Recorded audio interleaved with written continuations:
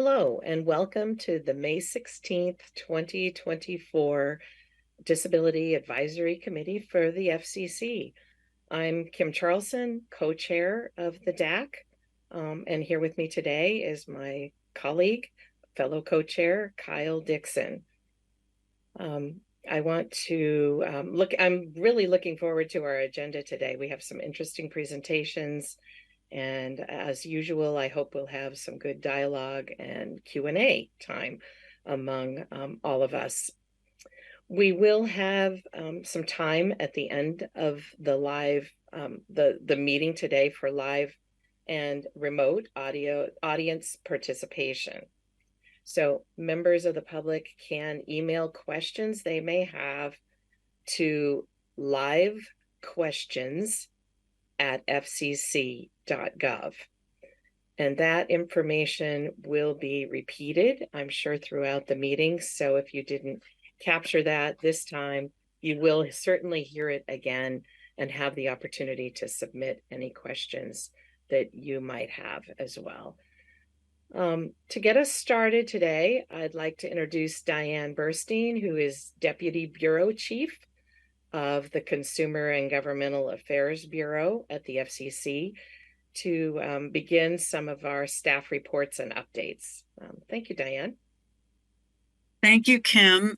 Welcome, everyone. I'm Diane Burstein, as Kim said, Deputy Bureau Chief of the Consumer and Governmental Affairs Bureau, and it's a pleasure to be here today.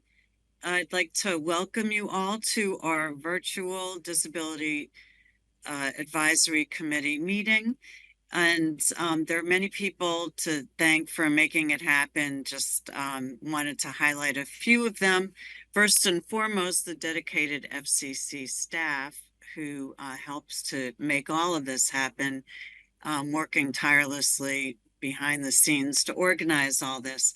A special thank you goes out to Susie Rosen-Singleton, who you'll be hearing from in a few minutes, who's Chief of the Disability Rights Office.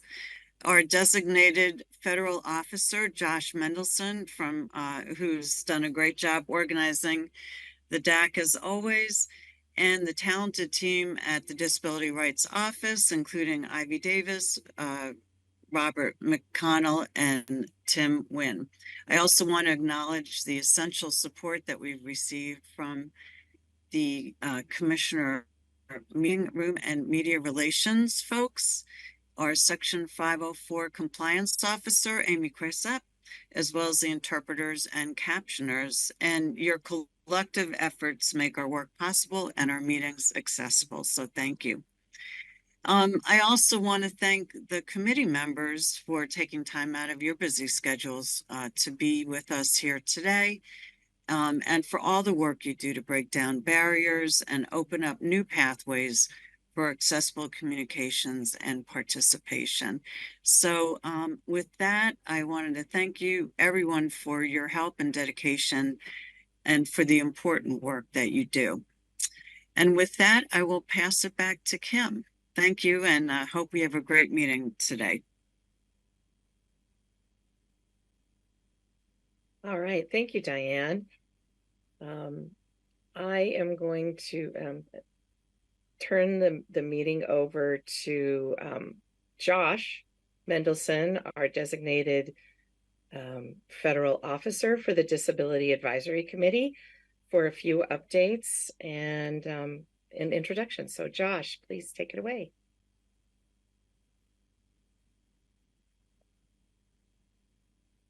Thank you so much, Kim.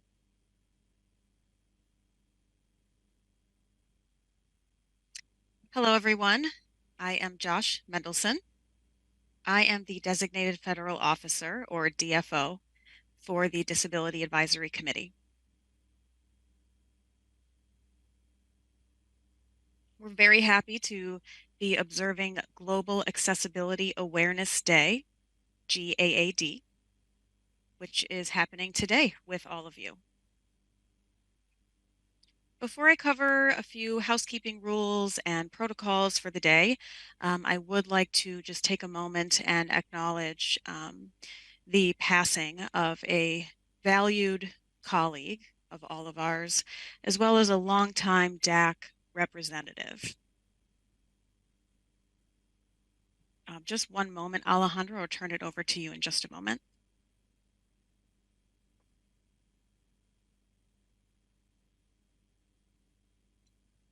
Mike Maddox, unfortunately, excuse me. Mike Maddox passed away on April 4th, 2024. He served on the DAC since 2014 as a representative from Sorensen Communications, and we all so value his input, and we are keeping his family in our thoughts. I'm going to take a break for now from my housekeeping, and I'll turn it over to Alejandro, who is the Chief of the Consumer and Governmental Affairs Bureau. He is going to be giving a few brief remarks. Good morning, everyone. My apologies for my technical issues this morning, but I'm here. I'm very happy to be here with you all. My name is Alejandro Rourke. I'm the Chief of the Consumer and Governmental Affairs Bureau, and it's really great, as always, to get to spend some time with you all.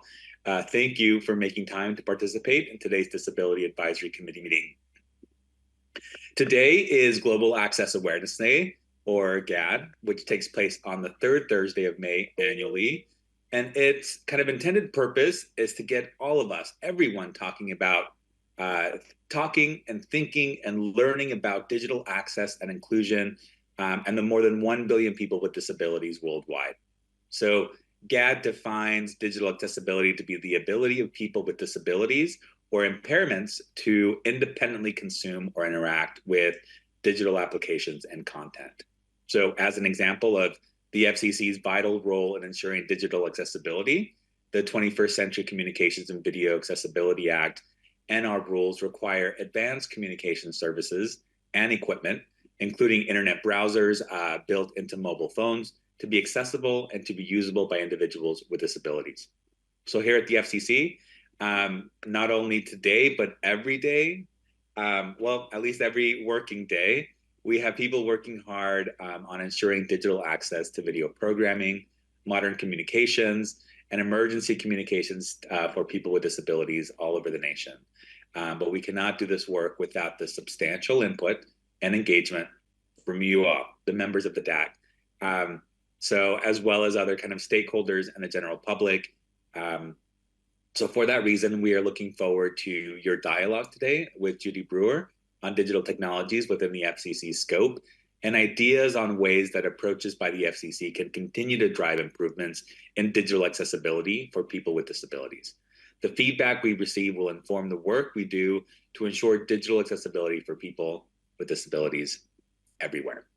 So we are also looking forward today to the discussion of the Disability Rights Office engagement and complaint process, which Will Schnell, Deputy Chief of the Disability Rights Office, will lead.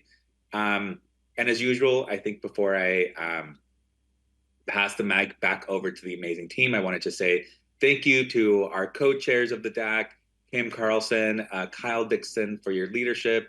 I would also like to thank Annie and Christiana, who co-chair the working group on best practices for quality telecommunications relay services for individuals with multiple disabilities. Sarah, who's the chair of our working group on online gaming accessibility for individuals who are blind or have low vision. And Shadi and Heather, who co-chair the working group on the use of artificial intelligence to caption live video programming. So those are a lot of great folks helping to lead this important work and get us the input that we need to be able to, ensure that our country's telecommunication resources are accessible to everyone, everywhere. So as I mentioned, your participation today and always is important to us and the work of the FCC. And we very much look forward to your input and engagement. And thank you for being here. I also will take every moment that I can to thank the incredible public servants in the Disability Rights Office, their incredible leaders, Diane Burstein and Susie Singleton, who are always consummate professionals and incredibly kind of thoughtful and leading the work, and I think have really had a lot of significant positive impact throughout their tenure here. So thank you to DRO and the amazing leaders. And with that, I am happy to turn the mic back over to our co-chair, Kim, or is it Will? I think it comes back to me, Alejandro. Thank you. It was worth waiting for, so I'm glad your technical issues got resolved. Thank you as always. Before I turn it back over to Josh to finish his housekeeping, I just wanted to again recognize that I do represent the Perkins School for the Blind as your co-chair on the DAC, and I think it is great planning or a wonderful coincidence for the FCC to have selected GAD as the day for our DAC meeting. It just seems really appropriate. So I'll hand it back to Josh, let him finish his housekeeping, and then Josh can hand it off to Kyle to do our roll call of DAC members. Thanks.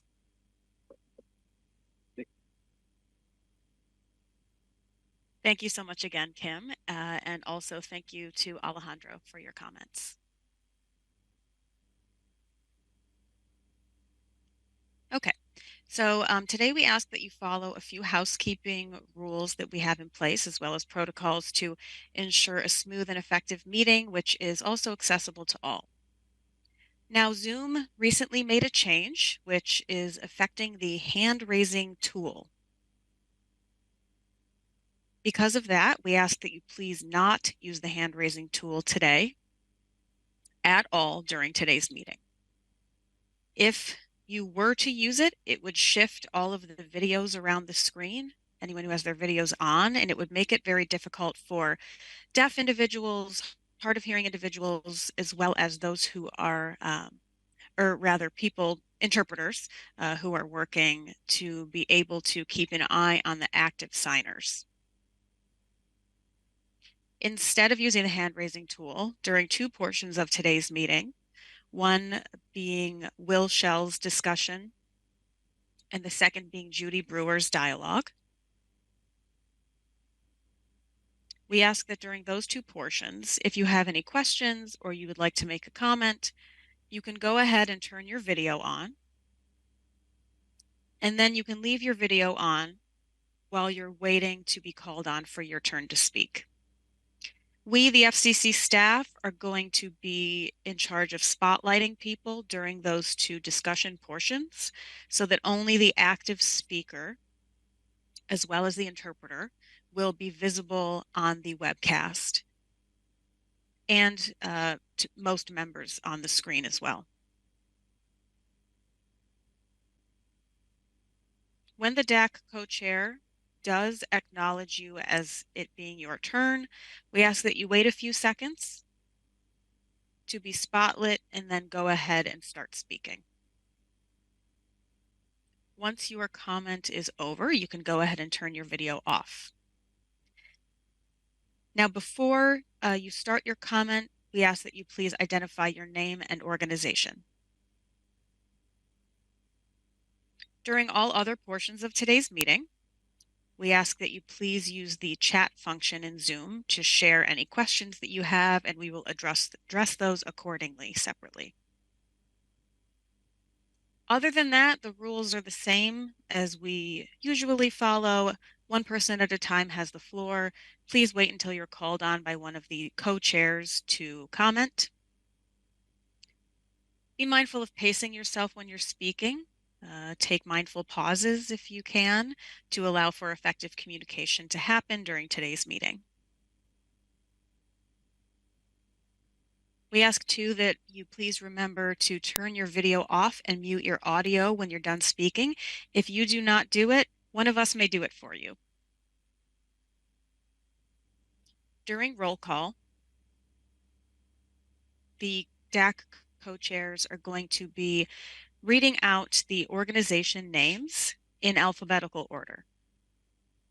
When your organization is called, we ask that one representative for that organization, typically the primary representative, please turn on your video or respond via audio. You can then introduce yourself and say present. After that, turn off your video and mute yourself, please. This meeting is open to the public and is also being live streamed on fcc.gov/live and on the FCC's YouTube channel. Public participation is welcome, and we are accepting questions via email. You can do that through LIVEQUESTIONS live questions at fcc.gov. So again, that's live questions at fcc.gov to send questions in. We're going to we will have some time towards the end of the meeting to address any public questions and comments. I would like to echo the thanks to the FCC staff who were able to make this meeting possible. And now we can go ahead and start our meeting. I would like to call Co-Chair Kyle Dixon, and I'll turn it over to him. Good morning, everyone. It's my pleasure to echo Kim. My name is Kyle Dixon, the Vice President and Deputy General Counsel for NCTA, the Internet and Television Association, and will echo Kim in welcoming you to our Spring Disability Advisory Committee meeting. And I look forward to working with all of you. As Josh pointed out, I will call on each organization in alphabetical order, and then one person from each organization should turn on their video, say his or her name, and say present, and then turn off their video and sound. So let's begin. American Association of the Deafblind.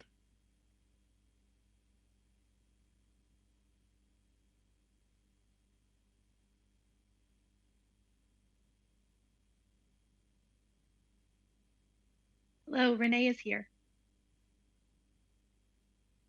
Thank you. American Council for the Blind, of the Blind. Good morning. This is Claire Stanley with ACD. American Foundation for the Blind.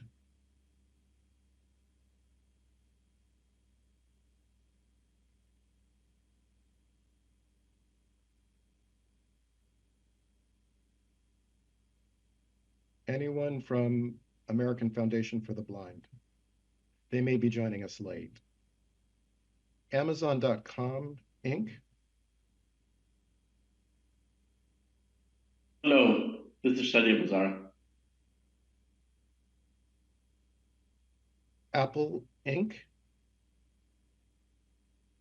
Good morning. This is Megan Stahl from Apple. The Arc. Good morning. This is Katie Schmidt with The Arc. AT&T Corporation. Hi, Linda Van Flup, AT&T. Cerebral Palsy and Deaf Organization.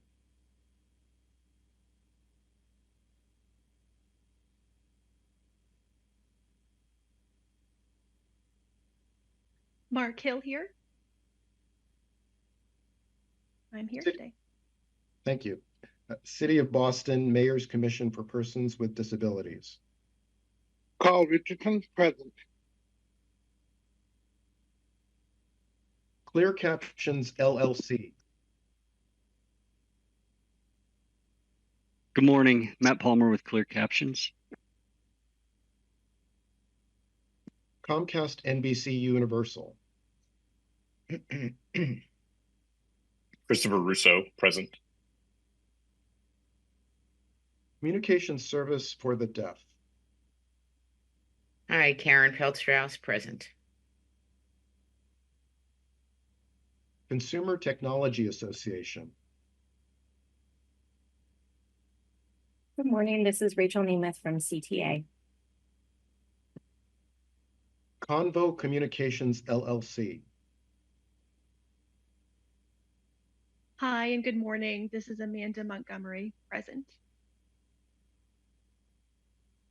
CTIA, the Wireless Association. Hello, this is Sarah Legan for CTIA. DeCapta. Good morning, buenos dias. This is Judy Matthews from DeCapta. Hamilton Relay, Inc. Beth Slough, present. Hearing Loss Association of America. Neil Snyder, present. Good morning, everybody. Helen Keller National Center. Good morning, everyone. Scott Davert from Helen Keller National Center.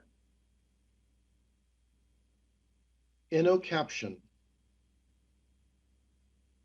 Good morning, everyone. Christina with InnoCaption, present. National Association of Broadcasters. Good morning, this is Joshua Pilot representing the National Association of Broadcasters. National Association of the Deaf. Good morning. This is Zainab El-Kebsi with NAD. I'm present. National Association of State Agencies Serving Deaf and Hard of Hearing. Hello and good morning. This is Annie Uraski representing NASADHH. I'm here. National Captioning Institute. Good morning, Darlene Parker, representing the National Captioning Institute, present.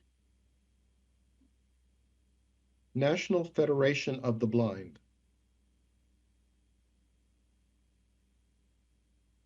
Good morning, this is Justin Young, National Federation of Blind, present. NCTA, the Internet and Television Association, I will mark myself as present.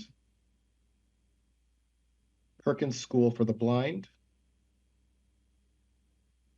Good morning. This is Kim Charlson, Perkins School for the Blind, and thank you. I'll mark myself as present too. Kyle, thank you. Thanks. Please, video now stop. Start video button. Sorensen Communications, LLC.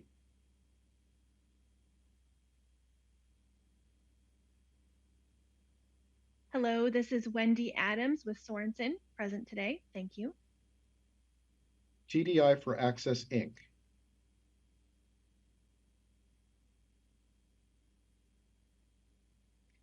Good morning. This is Anne Marie Killian, supporting TDI. I'm here. Thank you. T-Mobile USA, Inc. Good morning. This is Shelley Blakeney with T-Mobile. University of Pittsburgh Rehabilitation Engineering Research Center on Wireless Technologies for People with Disabilities. Hi, Lindsay Morris. Verizon Communications, Inc. Hi, good morning. Ian Dillner for Verizon. VITAC. Good morning. Heather York from VITAC. ZP Better Together, LLC. Hello, good morning. This is Greg Leibach with ZP Better Together, present. U.S. Access Board.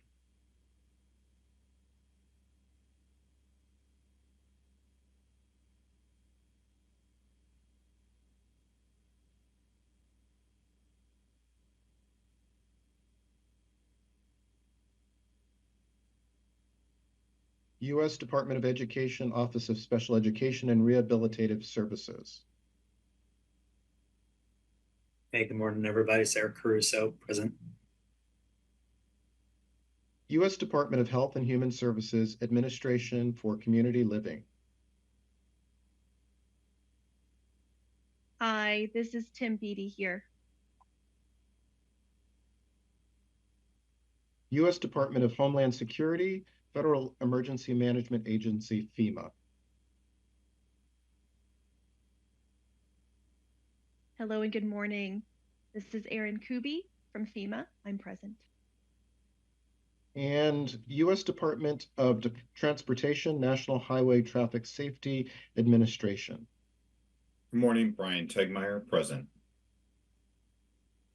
Is there anyone who I have not called on who is present? And if your organization has already been called, just assume that you don't need to say anything. But did I miss any organizations? Great. With that, I will now turn it on over to our Disability Rights Office, which has some updates. I'd like to call on Susie Rosen-Singleton, Chief of the Disability Rights Office, her Deputy Chief Michael Scott, and Deputy Chief Will Schell to give updates and facilitate a discussion on the DRO's engagement and complaint processes. Good morning, Kyle. This is Susie Rosen-Singleton, Chief, and I will be calling upon others once I've finished with my portion. Thank you and welcome everyone to the DAC meeting, especially for today in celebration of GAAP, Global Accessibility Awareness Day. This happens annually on the third Thursday of May.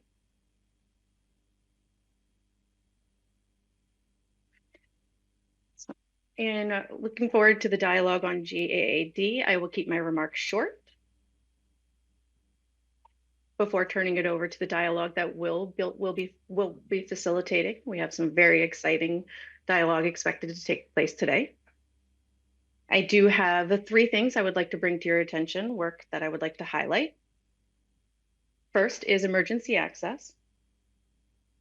On February 15th, 2024, the FCC released a public notice seeking comment on 18 different wireless alert messages, wireless emergency alert messages, those that are typically seen on your phone.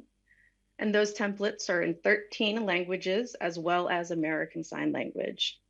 Comment cycle closes July 12th, 2024. We also are seeking comment about similar access for the Emergency Alert System, or EAS. Those American Sign Language template samples are already available on our website. Take a look. We do have links available at www.fcc.gov/accessibility. Second highlighting is about video programming accessibility. As you may know, we generally require 100% of televised programming to be captioned, generally speaking. But what is the use of having such a mandate if you cannot modify or access settings of such captioning to customize according to your preference and disability needs? We've just released a public notice seeking comment on a joint closed captioning display settings proposal in order to identify best practices and how we can ensure that captioning settings are easy to locate on your equipment and devices. Comment period just closed April 25th, so we are looking forward to making strides in that area as well. Last highlight I'd like to bring to your attention has to do with the CVAA. CVAA Biennial Report. In preparation for the biennial report, we are seeking comment from you on compliance with accessibility requirements for telecommunications and advanced communication services and equipment, internet browsers built into mobile phones, and whether or not we have any accessibility barriers that may exist with new communication technologies. In addition, what is the effect of the CVAA's accessibility and record keeping and enforcement requirements on the development and deployment of new communication technologies? The CVAA Biennial Report is due to Congress by October 8th. So please be on the lookout for a public notice in the near future to discuss our tentative findings, thanks to comments you have already submitted. And we look forward to continuing that work with communication and all of you and keeping you apprised of our accessibility work. Before I pass it back to Michael, I would be remiss if I did not mention that Diane Burstein, the Consumer and Governmental Affairs Bureau Deputy Chief, who oversees the Disability Rights Office, will be retiring at the end of next month, June 2024. We will miss her, and we are so appreciative of all that she has done to elevate accessibility at the FCC for the last 5 years. Thank you so much for all you've done for us, Diane. And with that, I will pass it back over to Michael. Michael Scott is Deputy Chief, focusing on TRS matters. Thank you.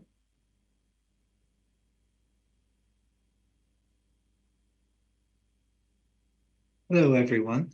This is Michael Scott. A few brief updates from me this morning. First, concerning accessible carceral communications, on March 19th, 2024, the FCC announced in a public notice the effective date of rules expanding access to TRS in carceral facilities.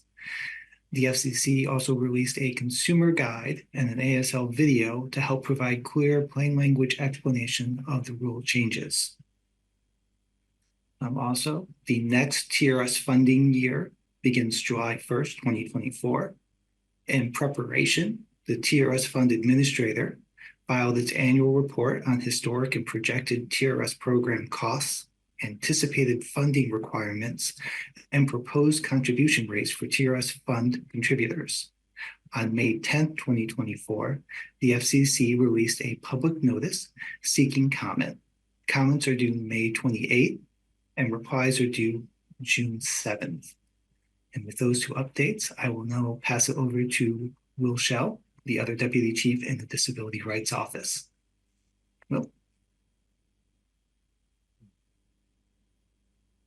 All right, so this is Will Shell. Glad to see everybody. I have the pleasure of having, I'm going to give a little description about our complaints, kind of what the trends and statuses of some of our complaints, and then really we want to open it up for the advisory committee members to raise any questions or thoughts that they have. So for the next few minutes, let's discuss disability-related informal complaints. I have a few bits of information, and then as Josh said, after that, we would love to hear from you all, and the way to do that is to turn on your video to signal that you're going to want to speak. The Disability Rights Office receives two different types of complaints.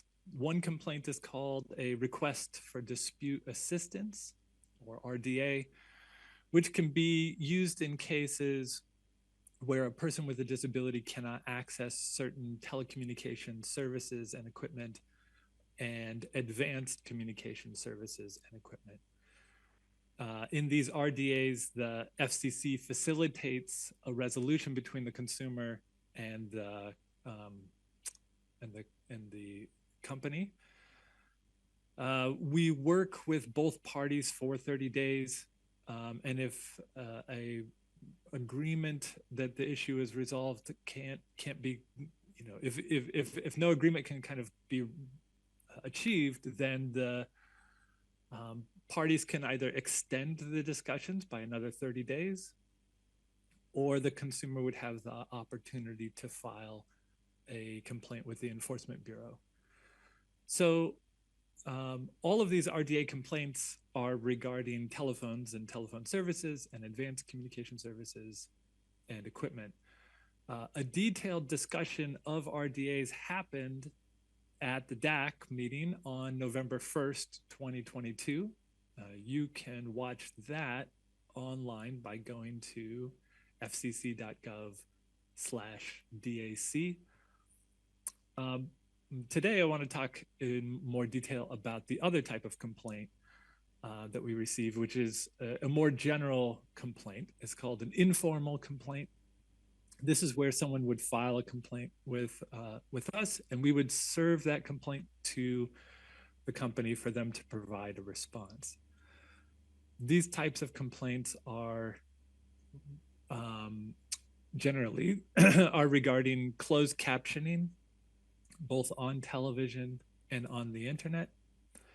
the display of closed captions, which is regarding equipment and its ability to display closed captions properly, emergency information on television, hearing aid compatibility, relay services, accessible user interfaces for devices that play video programming,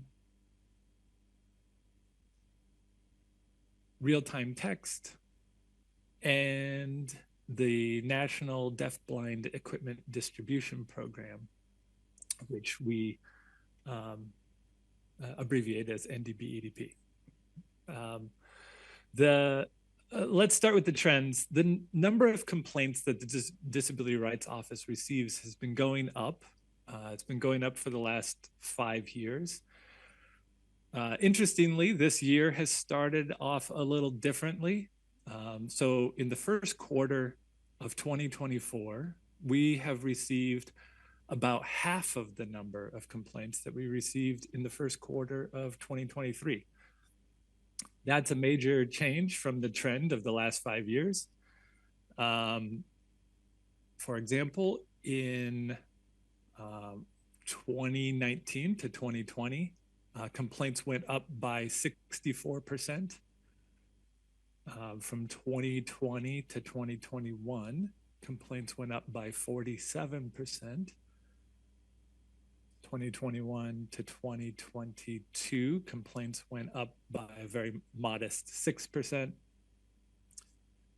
But then in 2023, it rose by 69% more complaints than the previous year. So, like I said, the first quarter of this year, the trend seems to be shifting back to 2022 levels, which are still high compared to pre-pandemic numbers. So we'll have to wait and see what the numbers tell us as the year goes on. But that's just a little interesting tidbit. The subject areas of the complaints that they fall into. Before the pandemic, the number one complaint was regarding closed captions on traditional television. And when I say traditional television, I mean broadcast over the air, cable, satellite, and fiber subscription television service. So, for example, in 2019, complaints regarding closed captions on TV were double the number of complaints regarding closed captions on the internet. That was the same in 2020.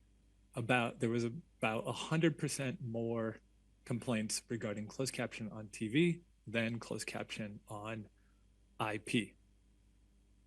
In 2021, those flipped. The complaints, there were far more complaints regarding closed captions on the internet, about 82% more.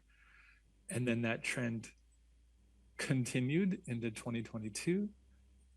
And in 2023, it had completely flipped, where there was 100% more complaints regarding closed captions on the internet than there was on traditional TV.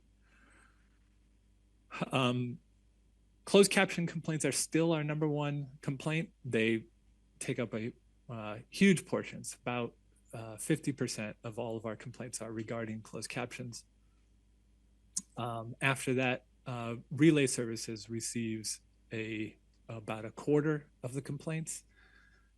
And then the last quarter of the complaints are spread out pretty evenly amongst all of the other types of issues that we cover.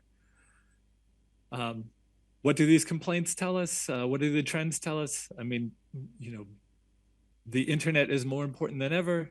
More and more people are watching video programming via the internet. And there's an expectation that it be accessible. There's all sorts of reasons why we may be getting more complaints, but really, I think it includes a lot of my own speculation or wild guesses. And actually, I would love to hear your your thoughts on why you think we're getting so many more complaints, or why we're getting why such a strong shift to closed caption complaints on the internet. The complaints trends for RDAs, we have doubled the number of RDAs that we get. If you like government reports, then there's it's been mentioned we are we're in the midst of receiving comments on our congressional report. We write that every 2 years, and you can read the previous year's reports on RDAs. They're pretty interesting if you like government reports.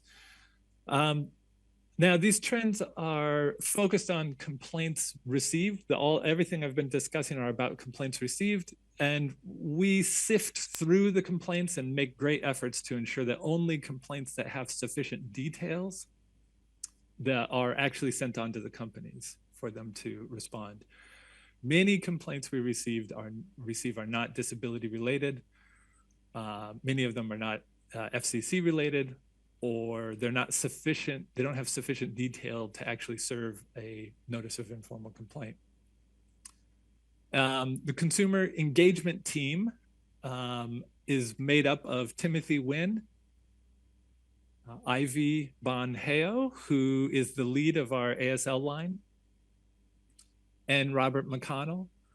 They do an excellent job in engaging with the consumers to ensure that the complaints that they refer the complaints to the right place, either within the FCC or another agency altogether. And they diligently ask follow-up questions to the consumer and explain what their options are. So how many complaints do we actually end up serving to a covered entity? In the last year, so from April 2023 to April 2024, we served about 18% of the complaints that we received. Some categories have a higher average. So display of closed captions on TV, audio description, and emergency information on TV. They all have a higher average.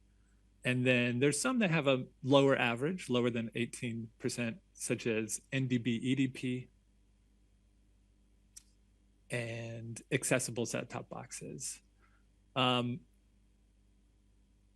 The complaints that we serve to covered entities nearly all resolve. They or have some sort of positive feedback. I mean, our main goal is to make sure that the consumer is heard, and that the company addresses any issues that need to be addressed, and that if the consumer is not satisfied, that they understand the rules and what options they have available. Now, some of the people in this room on this advisory committee receive complaints from us, but anyone should be anyone's invited to ask questions or share their thoughts. So let me open it up for questions. I did see one video pop up for a moment.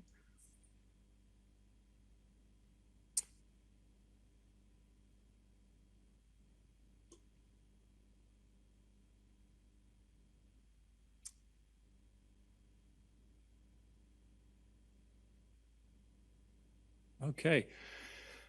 Now I know everyone's super excited to start asking the tough questions, but until someone gets on and does, I'll just share a few more statistical numbers. Oh, Tim is here. Great. Spared me. Thanks, Bill. Great summary. I have a question because people contact us for all sorts of things. So recently I got a question about reading rate for captioning on TV. And so the research I did did not have that information. It talked about data transmission rates and stuff, but it didn't talk about the speed of the crawl. And when I was talking to the individual, it turned out that his real problem was he couldn't see the captions well enough to read them. So I explained to him how he can change the size on the font. My question to you, I frequently refer people to your information bulletins online, which are terrific. Are you planning to update any of those in the future? And if so, are you focusing on any particular topics? Thank you. That's a great question. As someone with visual impairment, on the occasion that I use captions, they wind up taking up the whole screen, and I can no longer see anything on the screen. So I can understand the question that you got. But we update those consumer guides really anytime that the rules are updated or that there's some sort of new new information to be added. So we do try to keep them fresh, and we have an entire office department within the FCC that does that, not only for the disability rights issues, but for the FCC-wide things. And I think they regularly go through them and even sunset a few of them that have become obsolete after a time. Mm-hmm. Thanks, Will. Does anyone else have a question? And just as a reminder, if you do have a question, if you could sort of turn on your camera, pause a bit so that we can spotlight you for the streamcast or the live stream. Anyone else? I see Heather York. So if you could just wait a second before you ask your question, we'd love to hear from you. Hi there. I will. Hey. I have a question that you probably would have answered had you calculated the data, but I'm curious of the caption complaints you get. Are they more captions aren't there or captions are bad? Thanks for an insight. Yeah, we might be able to have some of that data. I didn't crunch those numbers in quite that detail. I'll just say there's no particular thing that stands out as like the leading closed caption issue. So missing captions, of course, is an issue that comes up. If they're missing, people tend to file a complaint. Garbled captions, or captioning errors, those do come up quite a bit, most often for live programming, which has its particular challenges, and in particular for live news programming where the people are talking 1,000 miles an hour and talking over the top of each other. So but I wouldn't say that there's something in particular that stands out. It's surprising to me how broad the issues can actually be, or how many various areas can. I guess what I say I'm always surprised at how many links in this chain there is for captions to show up with the quality that we demand, and how all those links have to be working really well to make it happen. Thank you. Anyone else? Again, I see Karen Strauss. Karen, if you could just pause and then go ahead and ask your question.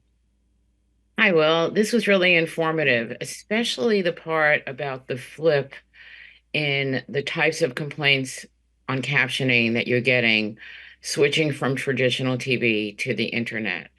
You mentioned that you only serve 18% of the complaints. I'm assuming that the rest are not valid for some reason. Are you finding that a lot of the complaints about streaming services are asking about or complaining about the lack of captioning on programs that are not covered by your rules?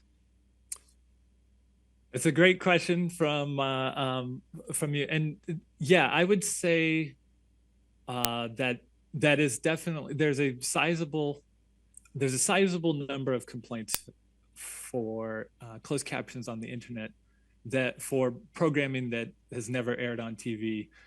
It's a really hard area because we don't know what programs have ever aired on TV or not. So a lot of times we do have to send those complaints to the companies for them to kind of work with their the owners of the program to try to figure out if it's ever aired on TV. But sometimes sometimes it's obvious or very clear that the program's never aired on TV, and we try not to send those on. So it definitely happens. Okay, thank you. Yeah. Oh, I see. Dr. Justin Young, if you could pause briefly and then ask your question. I will. I was just I'm wondering about audio description complaints. You mentioned you got a lot of closed captioning and whatnot. So I'm wondering if you can talk a little bit about if you're getting seeing an uptick in the lack of audio description complaints, or on both TV and perhaps websites as well. Yeah, I would say we do not get many complaints regarding audio description. The rules don't cover audio description. Our current rules don't cover audio description on the internet, on any streaming services. It's becoming more prevalent that audio descriptions showing up on the internet, on various streaming services. But right now we don't have any rules that would require it in any way. So traditional television broadcasting and cable programming is covered by our rules, and I wish I had the exact numbers in front of me, but it's small. They probably could count them on my hands, on my fingers. Oh, interesting. Thanks for the feedback. Mm-hmm. Well, that's going to need to be our last question for us to keep on time. I apologize for cutting off discussion, but if you have questions that weren't answered now, please save those for the public participation section. We will take a brief break for approximately 3 to 4 minutes and begin sharp at the top of the hour. So look forward to seeing everyone in a few minutes. Thanks. Thanks.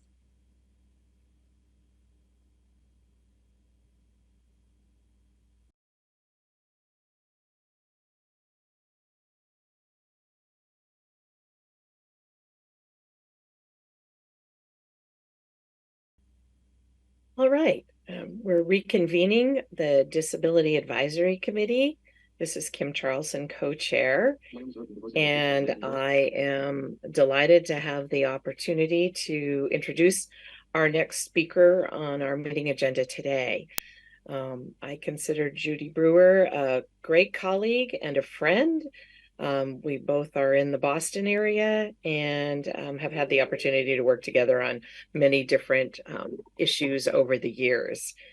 So more formally for Judy, Judy Brewer is the Assistant Director for Accessibility at the White House, the Office of Science and Technology Policy, where she works on science and technology policies that impact people with disabilities. Some of the issues she works on include strengthening digital accessibility policies that are essential to disability rights, including through the improvement to the ADA and Section 508 implementation. Promoting equitable access to accessible technologies, helping build paths for responsible AI and disability, opening the STEM pipeline for people with disabilities, and improving health science equity. Prior to her work at the White House, Judy served for several months as a digital accessibility expert at the Partnership for Public Service, a nonpartisan nonprofit focused on building better government. For the previous 25 years, she led the World Wide Web Consortium's Web Accessibility Initiative, which develops the internationally recognized Web Content Accessibility Guidelines, WCAG, as we all know them. And she served as a principal research scientist at MIT's Computer Science and Artificial Intelligence Laboratory.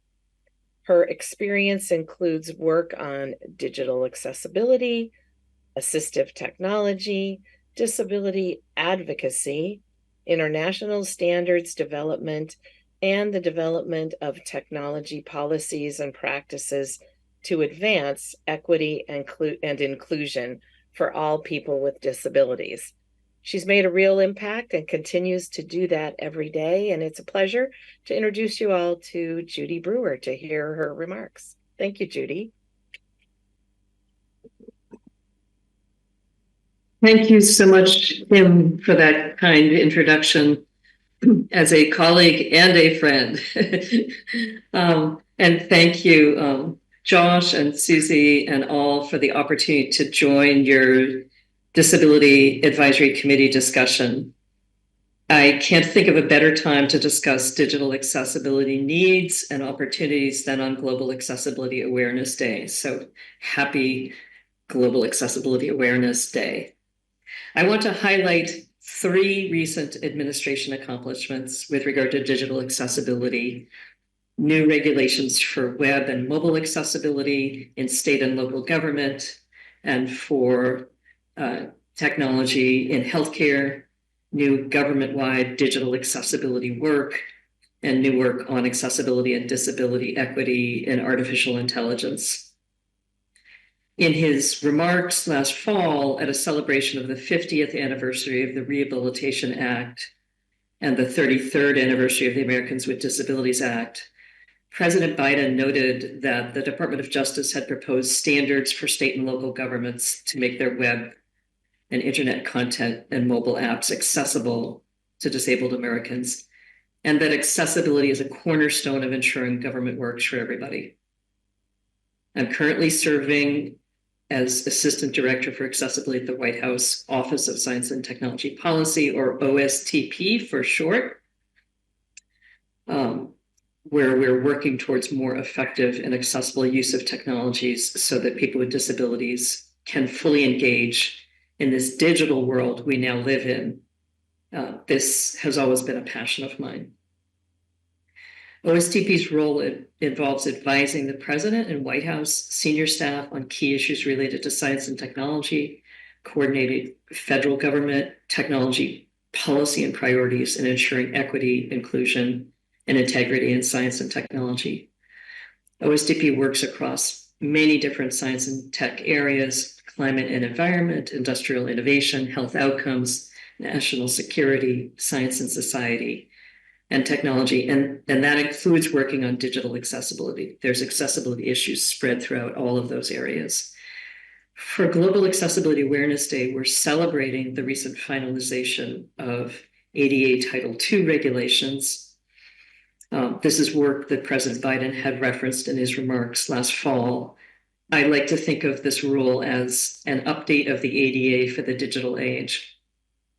Society has been moving to an increasingly digital world. People with disabilities have encountered an endless series of obstacles to equitably accessing state and local resources, ranging from the mundane to the life-saving.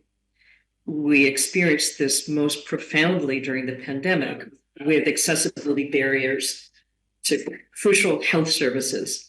But the pivot towards a digital society is continuing to accelerate since then.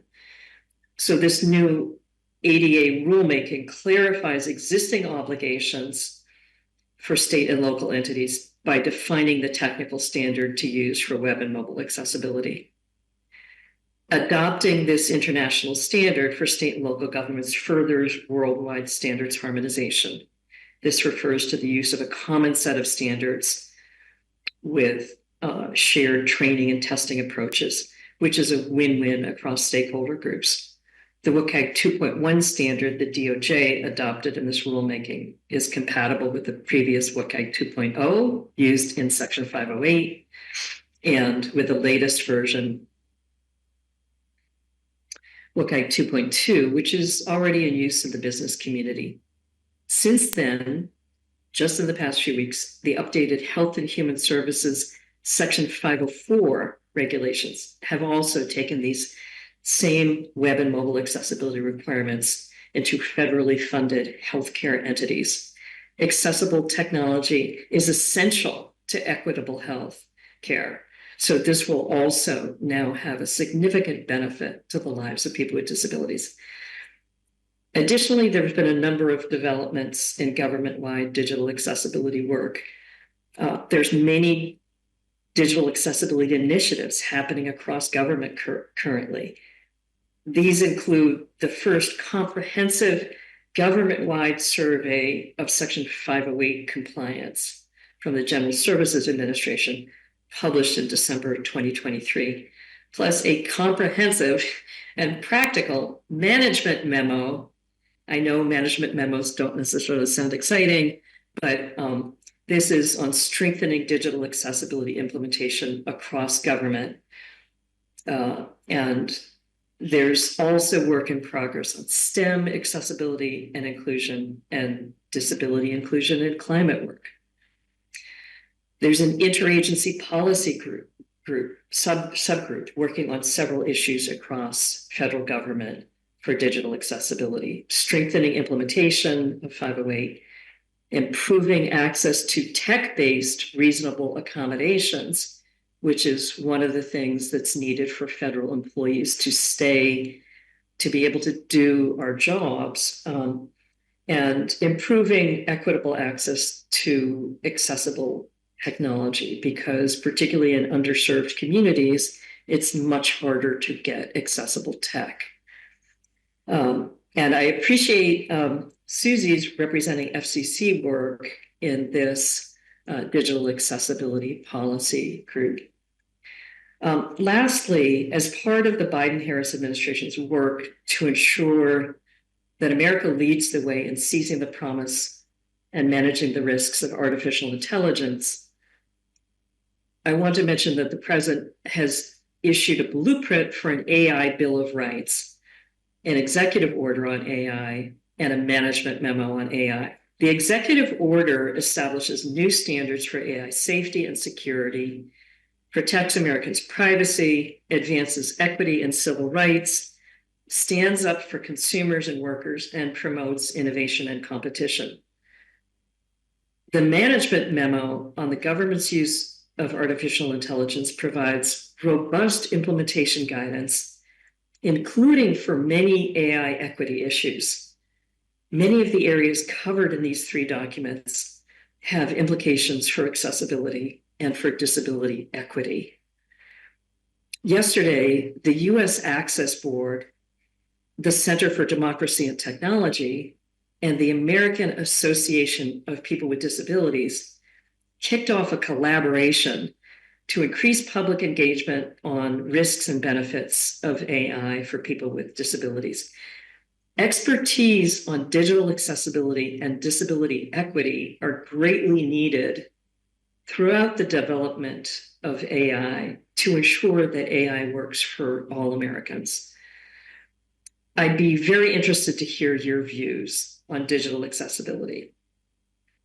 I believe that the Disability Advisory Committee members all received 3 discussion questions from Josh in advance. I'd like to, let me add a few comments as we come to each to perhaps help motivate this discussion. So at this point, I'm really hoping to hear from you. Thank you for taking my initial comments there. And so let me queue up the first question here, if I may. And I think Kyle is going to be helping me identify when somebody is queued up to comment. So the essence of the first question is about emerging technologies. It's essentially the what keeps you awake at night question. What do you think, what keeps you awake that you believe the FCC could or should be working to improve? I'm guessing that artificial intelligence might be somewhere on that list, but also happy to encourage discussion about non-AI digital accessibility challenges that keep you up at night. So here's the question. Among the emerging digital technologies within the FCC scope, which technologies most concern you with regard to unaddressed or inadequately addressed accessibility risks? Are there opportunities for the FCC to better leverage the accessibility benefits and or mitigate the risks of certain emerging technologies? Kyle, over to you to see who's not shy and wants to go first. Yes, and just as a reminder, thanks, Judy. Just as a reminder, just turn on your camera and I'll recognize you and then pause so that you can be spotlit. Okay, I see TDI Anne-Marie Killian. If you could wait a second and then ask your question, that would be great.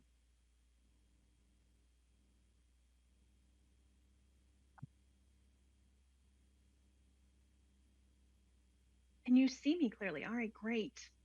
Hi, Judy. First of all, I wanted to thank you for coming today and congratulations on the signing yesterday. That's a wonderful achievement that I just wanted to recognize. Now, I do have a whole list of things about AI that are not necessarily all related to this discussion. However, one thing amongst our community, the deaf and hard of hearing community, is that interpreters be able to interpret both signed and spoken language. So one question I'm thinking of, will there be regulations of AI from the FCC's perspective, from the DOJ? Who's going to safeguard AI to ensure that we're in a position that no harm comes to the community, to the deaf and hard of hearing communities in particular?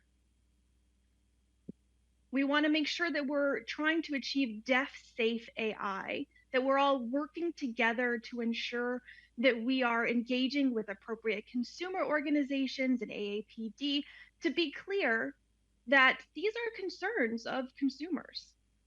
So that was my first remark there.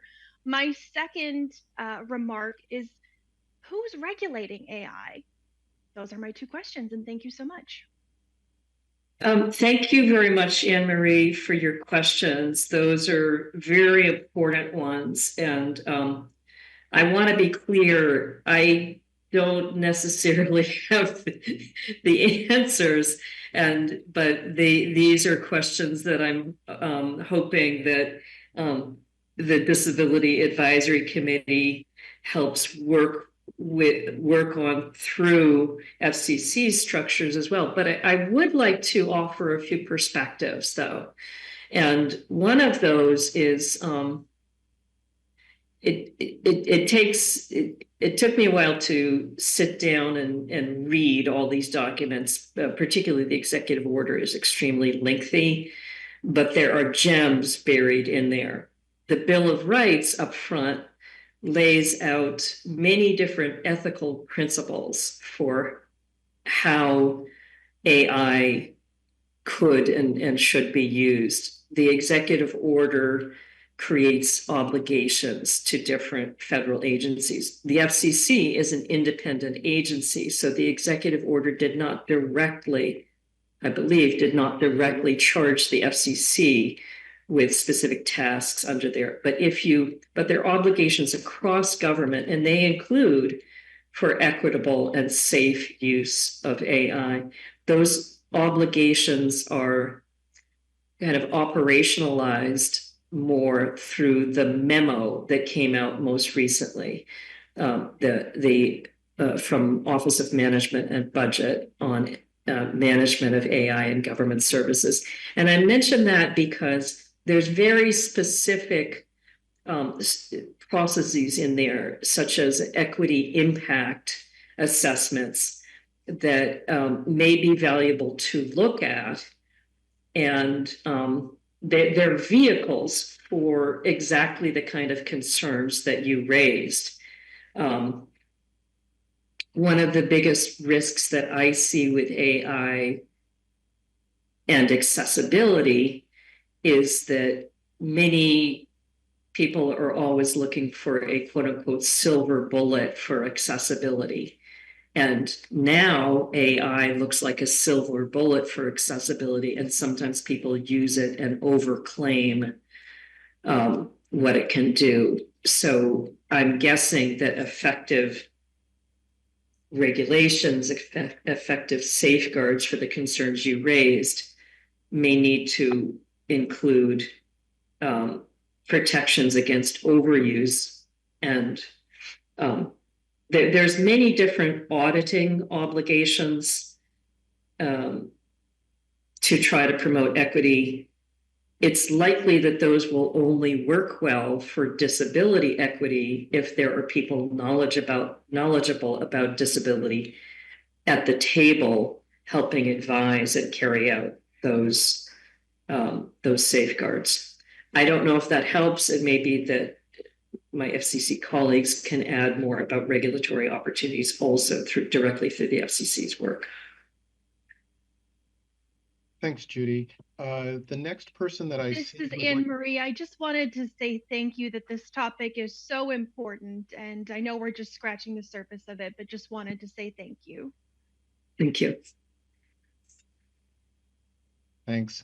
I'd like to recognize Claire Stanley at ACB. If you could just pause for a moment for spotlighting and then ask your question to Judy.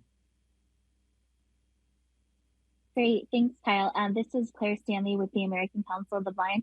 My question kind of piggybacks on what Anne Marie was just talking about. So perhaps it's been somewhat answered, but I just wanted to put it on the record. One issue we're starting to hear in the audio description context for persons who are blind with AI is that AI is now being used to audio describe things, which to a certain extent is great and exciting because we can, get out more audio described content. However, at least at this time, it's nowhere as good as compared to having a real human go in and audio describe something and read out the content. It's really an art. If you talk to some of the experts in the field, they are artists and they do a great job. And so at least at this time, having AI audio described content just is not the same thing. So when working on things like regulations and stuff, just wanting to put it out there that we want to make sure, again, at least at this time, that, human described, human written audio description is far better than anything that's done through AI. Thank you. Thanks very much, Claire, for that additional perspective. Excuse me, I think I have an FCC colleague joining me for this event. And just a moment while we position, are you going to be able to get good access that way? Okay. I'm going to just close this again. Oh, okay. Okay. Thank you. Okay, so we have part of the meeting in the room with me now also. Yeah, Claire, thank you for amplifying the question that Anne Marie had raised. I'm going to respond to this by referring to another area of occasional overuse of AI. And that's a problem we've been, I think, all aware of for many years now, which is given the progress in automatic speech recognition and the lack of understanding of in the public of the need for quality human captioning. This is another area where there's a constant temptation by government, by business, by community folks to say, oh, automatic speech recognition is adequate. And there are some situations in which it may be, but for a precise understanding of the spoken words in a meeting, you need human captions. And one of the things that helps people understand this, and I'll come back to your point in a moment, Claire, is I've been in so many conversations where people are like, well, why can't I just use automatic speech recognition captions? And I'll be like, because the specialized vocabulary will almost certainly get misinterpreted, because negatives in most languages happen in contractions and they get lost. So what comes through automated speech recognition is the opposite of what somebody's meaning was. And because this, and so you tell people the top things that break and they're like, oh, okay, got it. You know, so with regard to the automated description of images or automated description of a visual environment, clear, it could be the case that there's a need to get very specific and then push that out as an educational thing. Guess what AI doesn't do well yet? When you need a precise reading of something visual or a precise reading of the environment you're moving through. So I don't know if that helps, but that's some of how I'm currently thinking about that. It's an educational process for people not to overassume. So let's see, I'm thinking, Kyle, give me an idea who we've got in queue. Yes, the next person that I saw is Scott Davert with Helen Keller. Scott, if you could pause for a second and then ask your question. Thanks. Thank you. Good morning, Judy, and thank you for your presentation. I'm really at a point now where, and I think we all are, where it's a little difficult to kind of determine an exact path forward because AI is really just taking off, which is great. But a lot of the people I work with, for example, would benefit dramatically from AI in the sense that a lot of the recognition apps, for example, when you take pictures of scenes and you want to find out what's around you, things like that. Or, for example, you might ask a specific question like, is there an empty seat nearby or something? Now, those things are great if you're a speech user. They're awesome. On the few days when I can do that, I enjoy it. But the problem I'm running up against as someone who is either deaf-blind, that's the label that I typically use, but I'm a blind user who uses Braille displays and hearing aids. Is there any mechanism by which, even if it's outside the FCC scope, is there any way individuals like I can find easily accessible solutions the same way that there are the speech output options? There aren't really any that are working well with Braille these days, and it's very concerning because people who are part of the deaf-blind population are being left behind because the systems that are being designed aren't really taking our use case into account. So my question is, where do you think I could go from here to make sure that doesn't happen more? Thank you. Thanks very much for your question, Scott. And just a quick note to Kyle, after this response, I'd love to go to the second question, and I'll queue that up. But let me first address Scott's question. To be honest, I'm very worried about the issue you're raising, Scott, and let me explain why. A lot of times in computer science programs, when people are learning how to build these technologies, and in policy settings, when people are learning how to make policy that impacts the whole country, there is not necessarily training and orientation to the needs of the quarter of the US adult population that has disabilities. It's something that a lot of people don't get the context on. And so it's not part of the use cases. It's not part of the mental model of the design space. that many developers and many policymakers are considering. So one way to think of the AI executive order and the AI management memo is there's a series of hooks in there to try to provide opportunities to advance equity. The specifics are not explicit, but I believe there's a need at the table, at the design table, at the policy table, for many more people with disabilities. And there's also a massive digital accessibility community worldwide. There are allies in so many places, including in many of the tech companies now. And I think there needs to be a concerted effort to address some of these equity issues and continue to educate developers, because you should be able to find those things that you were asking about, Scott, but it takes a while for people to learn and deliver on that. So my takeaway so far from the discussion is that the thing that people are most losing sleep about is artificial intelligence. And the questions I'm hearing, I think, it's very helpful for me to hear these questions.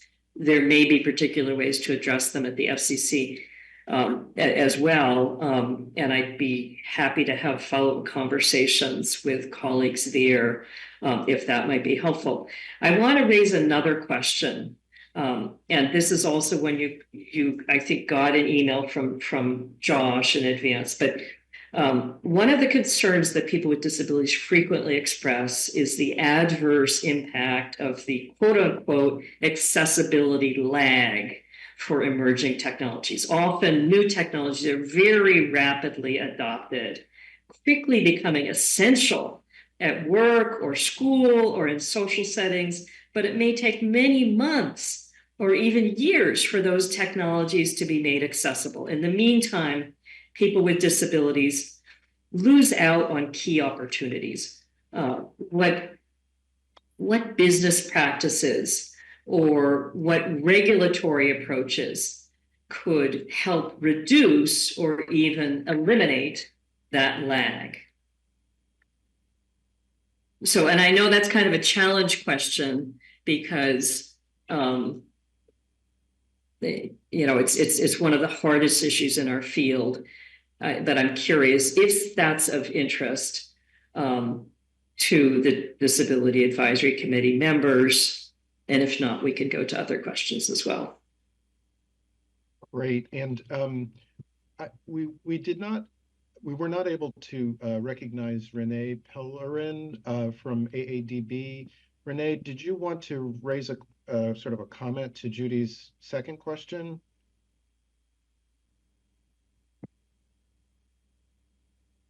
If so, go ahead.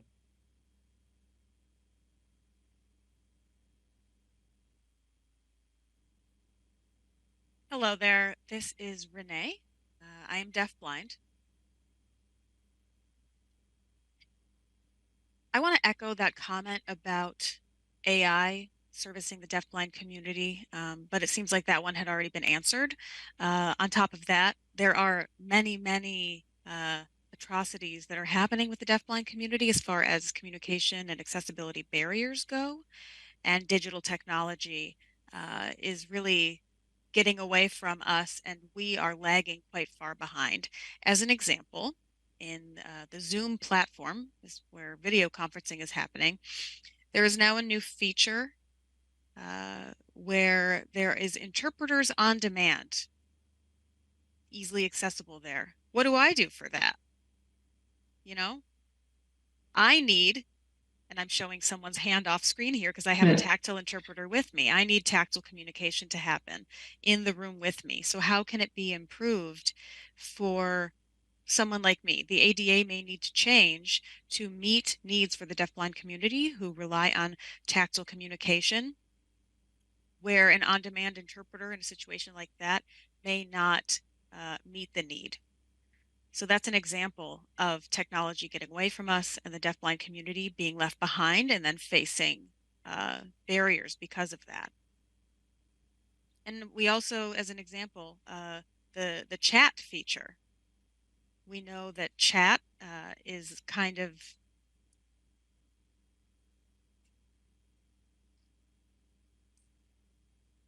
the chat feature is prevalently used. However, not all of these bits of technology are accessible then. What am I left to do in that case?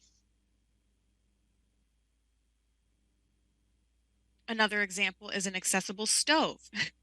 How am I able to see where to place the pan on the stove if it's a flat surface? So then I have to use my hand and tactily feel where the heat is coming up without burning myself. It's quite a situation. If there were, however, something tactile on the stove to show me where to centrally place a pan in a situation like this, it's quite a simple solution that could be implemented. But who is mandating it? There are really a lot of examples of barriers that deafblind people are facing in their everyday life. It's quite profound. Thank you. Renee, thank you for naming some of the most behind and challenges on the tech area. I want to come over to one thing in particular, which is video conference accessibility, which is one of the topics you were mentioning. And I've noticed that even some of the video conference platforms that are best regarded for accessibility, the video conference platforms are often a bundle of features at this point, and they may be fairly good on accessibility for this particular feature, but not for the chat function or not for the whiteboard. And there's no reason why those can't also be part of what's included in the accessibility there. I believe that FCC is doing some work on video conference accessibility. Every topic you raised is important, and thank you for raising them. In terms of stove tactile things, I don't know that area, and so I'm not sure where the regulatory next steps may be on that. But in the fairly brief time I've been in this role at the Office of Science and Technology Policy, we're hearing a lot from the deafblind community about gaps in accessibility requirements. And so keep raising the issues because it's starting to get more attention. It may need even more of a push. It may need help from DOJ as well as FCC. Kyle, where are we time-wise? I think we may be at the end of the time for this discussion. Are we? We are as scheduled. However, we can run over if you've got the time, and we do have I'm available. This morning there are more global accessibility awareness events than in my dreams. So I'm going from one event to another. I would love to hear more from the members of the Disability Advisory Committee, and I'm free for another little, 5-10 minutes. Yeah. Great. I think the next person that I saw is CTA, Consumer Technology Association, Rachel Neiman. If you could pause briefly to be spotlit and then ask your question or make your comment. Great. Thank you very much, Kyle. And thank you, Judy. I'm really enjoying your presentation and the questions. I think these are great here for discussion. I just wanted to respond to the accessibility lag question. Yes. In that, yeah, and as you can imagine that CTA would have a perspective on that, just given all of the great innovations that we see at CES every year. I just wanted to just gently push back a little bit on this idea that of the prevalence of this lag. We see so much every year from everything from the big companies all the way down to the startups. In fact, we have a whole program at CES in Eureka Park, which is our startup area, where the CTA Foundation leads a contest to award at startups specifically in the accessibility area. And every year that contest is like full, and there are all these companies who are scrambling to innovate in this space and to meet the needs of consumers with accessibility needs. And if I could also just briefly, I really enjoyed Renee's remark about the using a stovetop as an example, as that is something, those kinds of smart kitchen appliances that we do see every year at CES. And there are some products out there that actually would meet what the concern that he expressed. So that's something, I know we have limited time here, but I would love to continue this conversation another time. So I think there's a lot of opportunities here.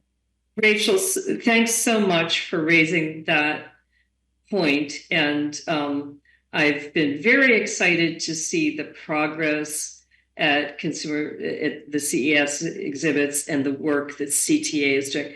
I'm going to push back a little bit on your pushback, if you don't mind, which is that the enormous increase in recognition of accessibility as an innovation driver is a wonderful evolution in the field. And I think some of what we're seeing is a lot of products that are designed well with accessibility in mind, and almost, marketed specifically on that and so forth. What a lot of people with disabilities are still not seeing is all the rest of those products, the mainstream products, the apps that do this and that are coming out without any accessibility or with very unreliable accessibility.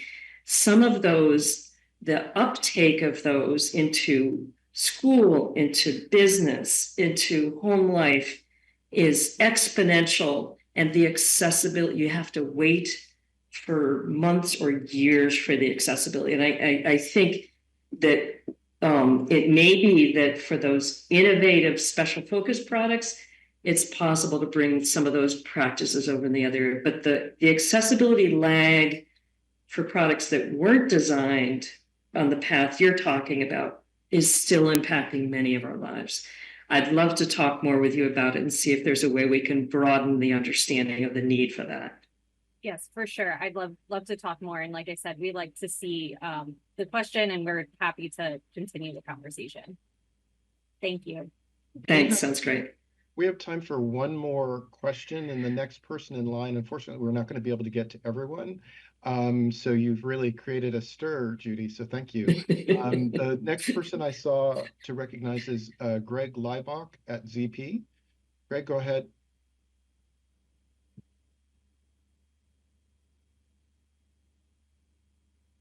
Hi there, Judy. Thank you.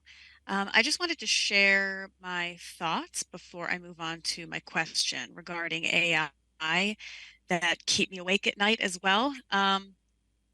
One thought or suggestion to maintain transparency, authenticity. I would say, just by setting up requirements where anyone who uses AI must very clearly label somewhere saying this is AI generated, whether it is voice product, video product, image. There needs to be labeling somewhere to indicate that something is AI generated so that someone knows the difference. Otherwise, it could really be abused for ill intent. So that's just my first thought.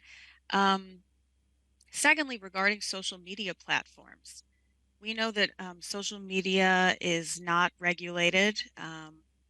It's really wide open for anyone to use, so that independent content creators are really posting a variety of things, a lot of which is inaccessible. So how would we propose to set up strategies or establish strategies in order to get those independent content creators, since they're using the platform and they have a public audience watching, therefore this content should be made accessible for anyone who is consuming it.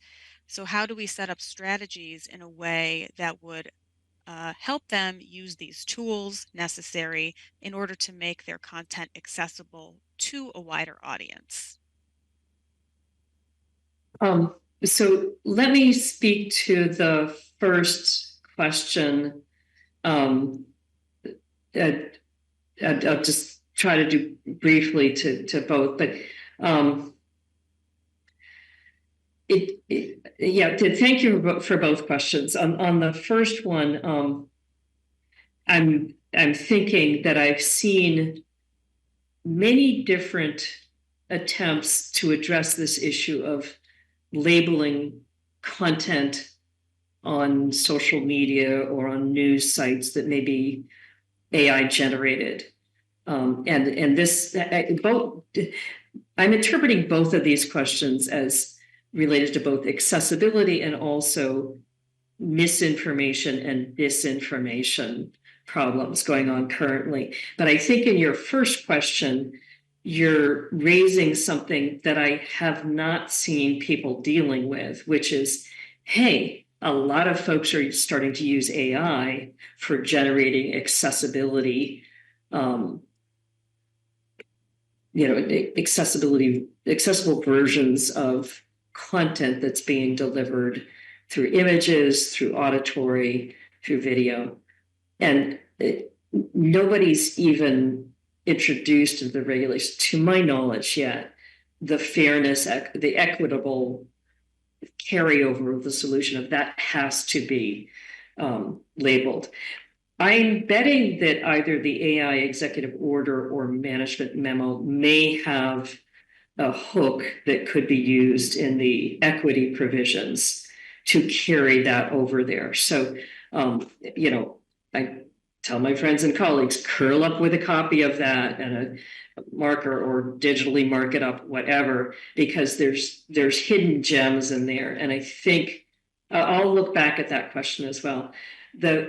The second question I'd love to follow up on, because I don't think I have a clean enough understanding of what you asked to be able to give a coherent response on it. So I think maybe we can wrap there. Sorry, unless you want to clarify. Okay. Just trying to think of a way of how we can get independent content creators who would have jurisdiction over them to ensure that their content that's created is as accessible as possible, with captions, with video descriptions, and so forth, to make it accessible for the entire audience. I mean, I would think the it's next possible. generation is really looking to social media, and so it's important that it's as accessible as possible. I think a lot of the questions that come up, there's interesting jurisdictional questions. I'm not an expert on what belongs in what bucket on that. I've also noticed that sometimes coming at it from multiple directions can be helpful, coordinate if possible, but I'd love to have some follow-up conversation there if possible. And I'm also wondering, can you just introduce yourself since you joined and people, Sorry, hello everyone, can you see me okay? Hi, I am Brianne Berger. I'm representing the U.S. Department of Education, Office of Special Education Rehabilitation Services. Great to see you all. So just wanted to let you know who joined me in the room here. Kyle, I think it's back to you at this point, or unless you want to. It is, and I can't thank you enough for such a great, engaging dialogue. With that, I will turn it back over to my co-chair and your friend, Kim Charleston at Perkins. Thank you, Kyle. Okay, thank you. And thank you, Judy. I mean, it was incredibly thought-provoking. I hope it was informative for you. I think some great issues surfaced, and I'm sure the FCC team will put you in touch with those folks that you'd like to have further dialogue with, because I think the issues that were identified were really great. So thank you again for your time, and enjoy the rest of GAD and all your activities. Thank you so much for the opportunity to talk with you all today. Really appreciated the input and the questions. So, and thank you, Kim. Yes. So take care. Bye-bye. All right. Next on our agenda, we're going to do some updates on key consumer issues. I kind of think of this as the lightning round, if you're a fan of Wait, Don't Tell Me. that these are going to be brief, but we have several to talk about. So first, I would like to recognize on broadband labeling Micah Severe, attorney advisor in the Consumer Policy Division of the FCC. So take it away. Okay, thanks, Kim. I'm trying to turn on my video, but I think it's blocked. Is that something that you're doing at your end? I'll defer to the FCC tech team on that one. I'm not sure. Yeah, I'm clicking on start video. Josh. I'm trying to push it. Let me go ahead and turn your video on. Thank you. Give me just a moment.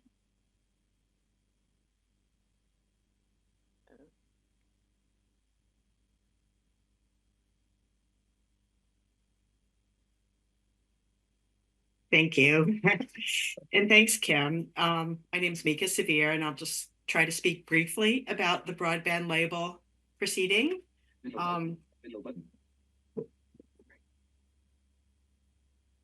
Okay, the Commission released the broadband label report and order on November 17th, 2022, and the new rules for broadband labels became effective for providers with 100,000 or more subscribers on April 10th, and for fewer, it's not effective until, I'm sorry, that was April 10th, and for fewer, it's not effective until October 10th, 2024. And on that same date, October 10, 2024, we also require machine readable formats for all providers and to provide the labels in the customer's online portal. The information to be included in the label is information about pricing, introductory rates, data allowances, and performance metrics. And this must be included for all standalone fixed and mobile broadband service offerings. The broadband label must also be fully displayed on the ISP's website and all other points of sale. In other words, not a thumbnail, icon, or a link, but the full label must be displayed. For example, if an ISP offers to the public 3 different service plans for standalone broadband service, the ISP must provide labels for all 3 plans on their website and all other points of sale. In addition to the information that I just listed about price and whether there's an introductory period and the introductory rate, the ISPs that offer discounts for consumers who commit to a certain contract time must display the length of that contract term on the label, and the labels must itemize all recurring monthly fees and discretionary fees. The labels must state that additional government taxes will apply to each plan and must include the name and cost of each one-time fee assessed by the provider, such as a charge for purchasing a modem.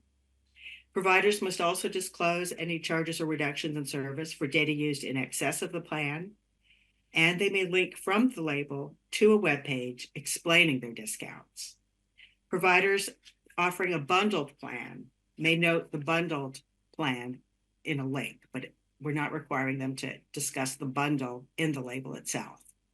Providers must disclose speed and latency metrics associated with their services, and this would be the typical upload and download speeds and typical latency. They must also include a link to their network management practices, their privacy policies, and any other educational materials. The labels must be accessible to persons with disabilities at all points of sale.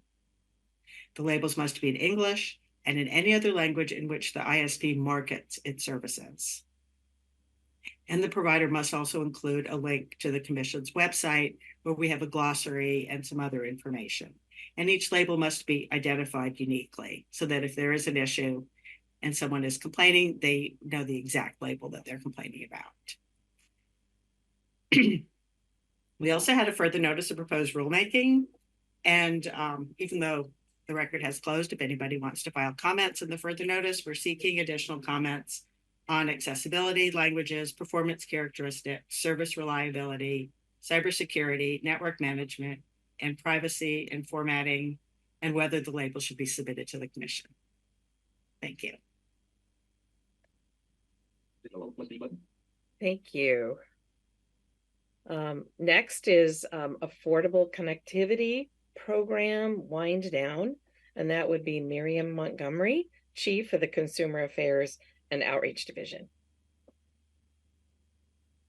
Hello, everyone, and thank you for having me to provide an overview of where we are with the Affordable Connectivity Program. As many of you know, the Affordable Connectivity Program is the largest broadband affordability effort in our nation's history. And unfortunately, it's also coming to an end after this month unless Congress provides additional funding. This program began in December of 2021, and since it was launched, it's been offering eligible households a discount on their monthly internet bill and a one-time discount off the purchase of a laptop, desktop computer, or tablet.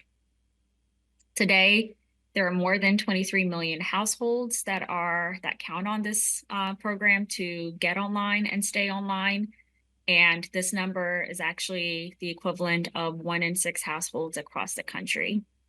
So in terms of the type of households that count on this program, we're talking about vulnerable seniors, veterans, school-aged children, residents of rural, urban, and tribal communities. So really just households all across this country.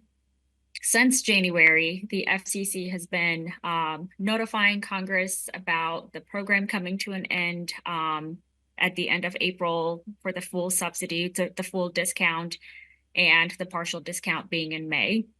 We've also been working very closely with USAC, the administrator for the Affordable Connectivity Program, and we've issued various orders and public notices just to ensure that internet companies are notifying households that are enrolled in the Affordable Connectivity Program, to make sure the required notices have been going out, informing households of the Affordable Connectivity Program coming to an end and the impact on their service and bill. So as of right now, households have received the required 3 notices from their internet companies. We know a lot of them have been sending out more notifications. The FCC has also been updating our consumer-facing web pages on a regular basis with resources on, how to help households navigate through this transition, and questions that they could be asking their internet companies as they start exploring various options that may be available, such as alternate low-cost plans that the internet company that they are enrolled with may provide.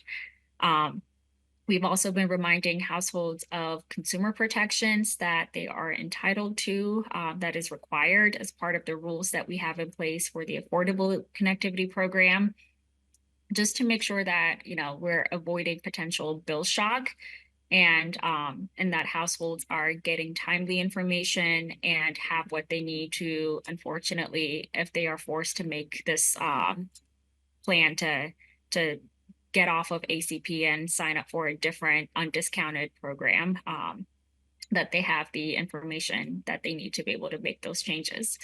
We're still monitoring what's happening in Congress very, very closely. We know there's been some movement on various legislation to extend the Affordable Connectivity Program. So the Commission is ready to assist Congress when it's time to, and make sure that we're positioned to adjust in a very expedient way if additional funding comes for the extension of the Affordable Connectivity Program. And in terms of, what households can do to prepare for the program ending, unfortunately, everyone enrolled in the program this month, would have started seeing impacts to their bill. April 2024 was the very last month that households received the full benefit. So either the $35 for those that are on non-tribal lands and $75 for those that are on tribal lands. And then in May, some households did receive partial benefit if their provider participated in that. And we also saw that some internet companies were able to cover the remaining balance just to to have households that are enrolled in the ACP take advantage of a full benefit, whether it is partially reimbursed by the FCC or partially covered by the internet provider. So, but starting the end of this month and beginning next month in June, the ACP, unless Congress provides additional funding, will come to an end, and households will no longer, receive any benefit for ACP as we've exhausted all of the available funding, and they will be subject to the undiscounted rate that their provider that they're enrolled with is offering. So, for households, we have a lot of resources available on our fcc.gov/ACP webpage, just to help navigate through this process, learn more about how this will impact them, if they're shopping around for alternate plans, how to search for that, what type of questions to ask.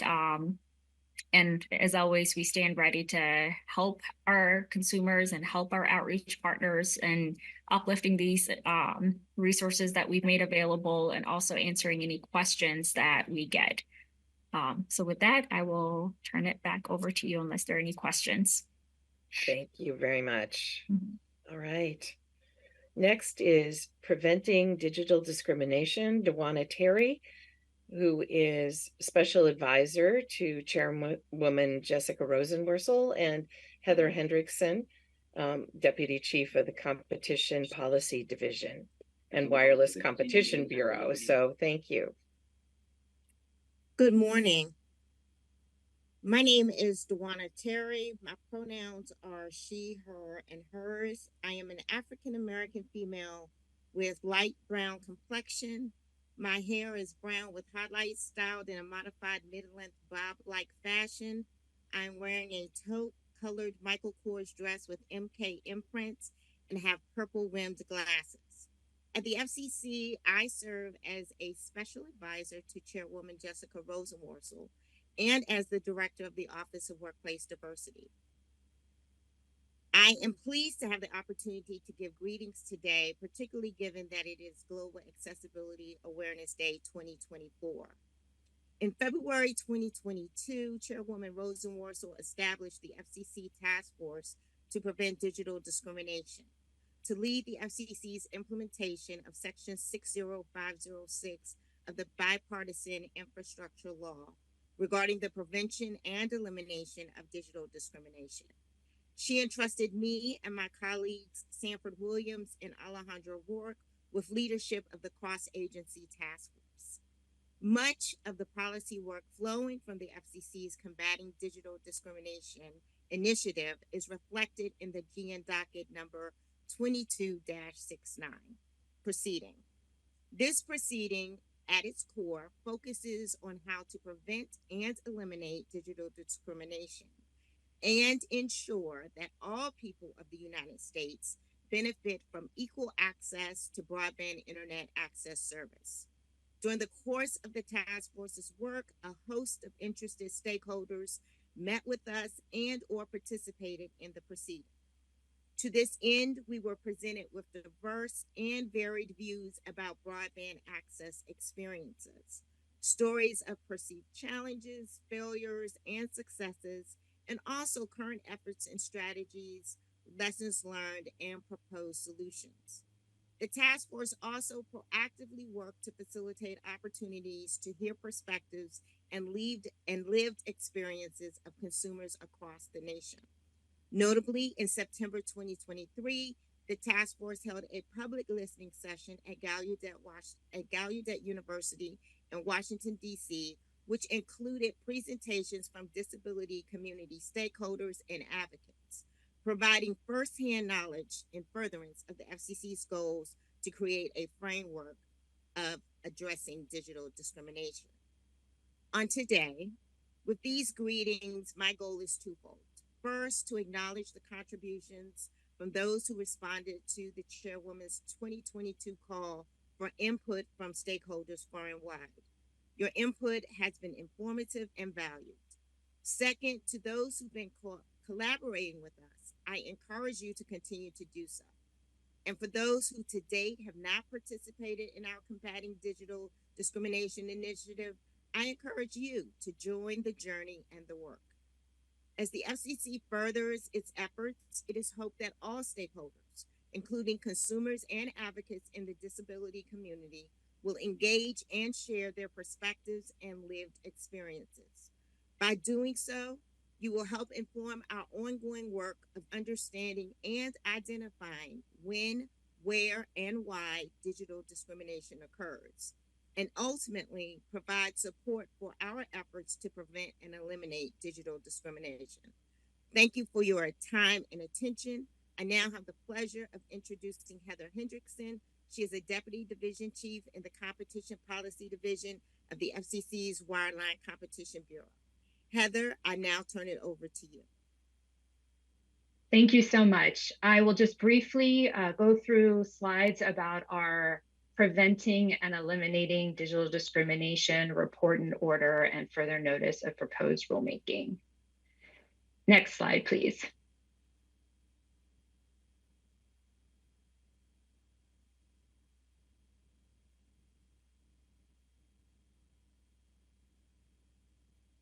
Starting with the statute, Section 60506 of the Infrastructure Act addresses digital discrimination.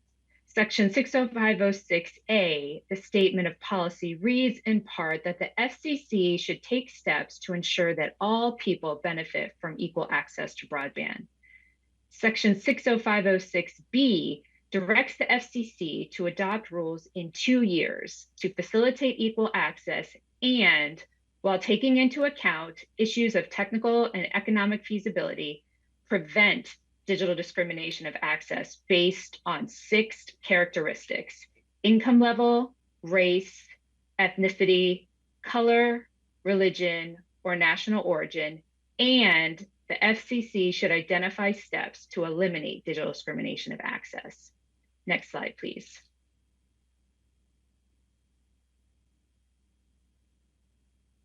So the commission went to work. It created a task force for outreach and engagement that Dewana spoke about, and it rechartered the Communications Equity and Diversity Council. It issued a notice of inquiry, followed by a notice of proposed rulemaking that generated a large record with many comments and replies from industry and community stakeholders, including the disability community. And on November 15th, 2023, which was the deadline set by Congress, the FCC adopted the report and order and further notice of proposed rulemaking. Next slide, please. Fundamental to the report and order is the definition of digital discrimination of access, and it is defined under the Commission's new rules as policies or practices not justified by genuine issues of technical and economic feasibility that differentially impact consumers' access to broadband based on those listed characteristics I mentioned earlier, or are intended to have such effect. Next slide, please. Technical and economic feasibility are important concepts to the digital discrimination of access rules, and both go to what is reasonably achievable by an entity, both based on current or prior success or on current conditions, considering technological advances and economic conditions. Next slide, please. So who and what are covered under the rules? Covered entities include broadband service providers and entities that facilitate and affect consumers' access to broadband. Covered consumers are current and prospective subscribers to broadband that include individuals, businesses, or organizations, such as a neighborhood association. Covered services include the technical elements of service, such as speeds and capacities, but also non-technical elements, such as deposit requirements, discount offerings, credit check requirements, and service suspensions. Next slide, please. Other provisions you should be aware of in the Commission's order is that it revises the consumer complaint process to specifically address complaints of digital discrimination of access. It also addresses enforcement of our new digital discrimination of access rules.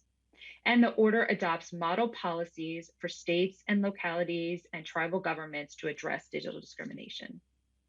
Next slide, please. The Commission will also be appointing a special advisor for equal broadband access to provide technical assistance to stakeholders. Next slide, please. And there is currently a rulemaking going on now. It is a further notice of proposed rulemaking that proposes compliance measures to facilitate equal broadband access and also to consider establishing an Office of Civil Rights within the agency. The comment period ended April 1st, and the FCC staff is reviewing the comments in the proceeding. Thank you so much.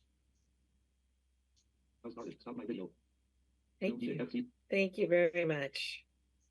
All right, our last lightning presentation is the U.S. Cyber Trust Mark, and we have Tara B.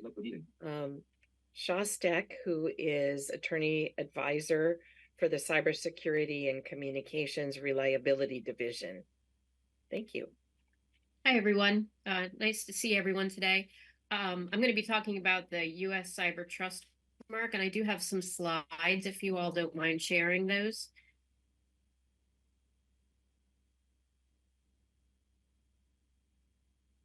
So on the screen is an example of the U.S. Cyber Trust Mark. The mark consists of an image of a shield with bent lines that is open at the bottom. Inside the shield are 9 small filled-in squares of varying sizes.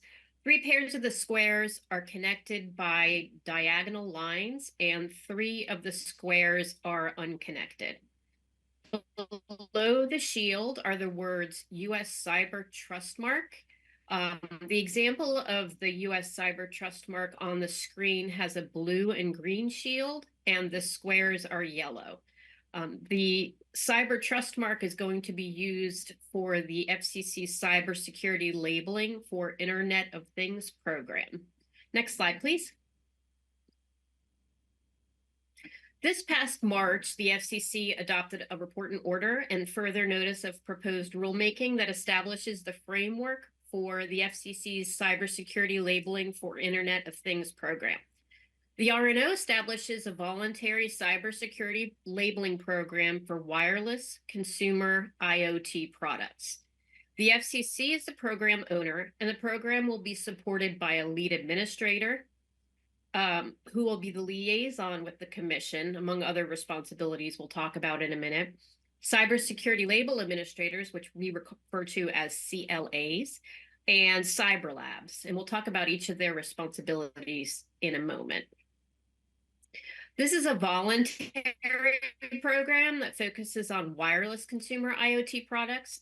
While the program is voluntary, entities that participate are required to follow the FCC's program requirements. The program will provide consumers with an easily recognizable label that includes the Cyber Trust Mark and a QR code that links to a registry with product-specific, consumer-friendly information about the product. The FCC IoT label will let consumers know that an IoT product bearing the label has met minimum cybersecurity standards and will help consumers make informed decisions about the products they bring into their homes.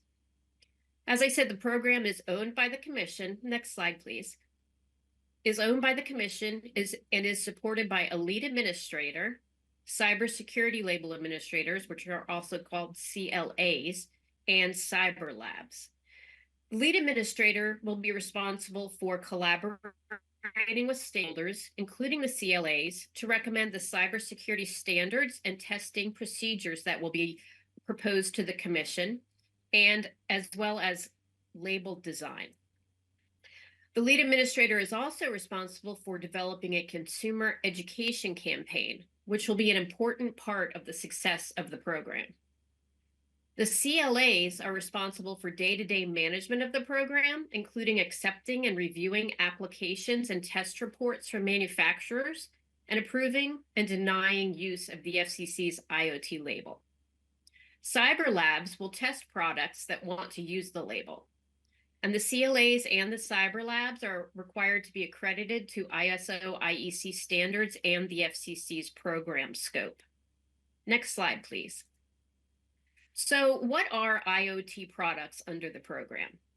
IoT products include an IoT device and any additional product components, such as the backend, the gateway, the mobile app, that are necessary to use the IoT device beyond basic operational features. Now, some examples of consumer IoT products include smart thermostats, smart lights, smart locks, smart appliances. And then some examples of wearable IoT products include fitness trackers and smartwatches. Next slide, please. So under the program, the FCC's label is binary. This means that a product will either qualify or not qualify to bear the label. The label includes the U.S. Cyber Trust Mark and a QR code that will direct the consumer to a registry that provides additional consumer-friendly information about the product. Registry information will be provided by the manufacturer through an interface that is common to all manufacturers and presented to the consumer in an easy-to-understand fashion. Next slide, please. Like I said, the registry will provide consumers with additional information that's consumer-friendly, security-related information that includes, if we could switch to the next slide, please. So the information that will be provided to the consumer will include how to change the default password, how to configure the device securely, information about whether updates and patches are automatic, and if not, how consumers can access them, the product's minimum support period end date, or a statement that the device is not supported by the manufacturer and the consumer should not rely on the manufacturer to release security updates. The registry will also indicate whether the manufacturer maintains a hardware bill of materials and or software bill of materials. Next slide, please. So how does a manufacturer apply for authority to use the FCC label? The applicant, which is generally the manufacturer, has their product tested by a cyber lab. The applicant then submits an application with supporting documentation, which will include that test report, to a CLA. The CLA will review the application and the test report and other supporting documentation and determine whether the IoT product meets the FCC program requirements. And then the CLA will either approve or deny the application. Next slide, please. There are some things that are excluded from the FCC's program. This includes medical devices that are regulated by the FDA, motor vehicles and motor vehicle equipment that's regulated by the NHTSA, equipment on the FCC's covered list, and equipment produced by an entity on the covered list, IoT products from a company on other lists that address national security, and IoT products produced by entities banned from federal procurement. Next slide, please. The program recognizes the value of international harmonization of cybersecurity standards, and the FCC's Public Safety and Homeland Security Bureau and Office of International Affairs will work with other federal agencies to develop international recognition of the FCC's IoT label and mutual recognition of international labels. Next slide, please. Along with a report and order that the FCC adopted in March, it also adopted a further notice of proposed rulemaking asking for comments on whether the program should also require the manufacturer to disclose whether the product software or firmware or updates are developed within or deployed from a country on the Department of Commerce's list of high-risk countries, and whether customer data collected by the product is stored in or will transit a country on the Department of Commerce's list of high-risk countries. So comments on the FMPRM were due April 24th, and reply comments are due May 24th. And next slide is just if there are any questions. Thank you.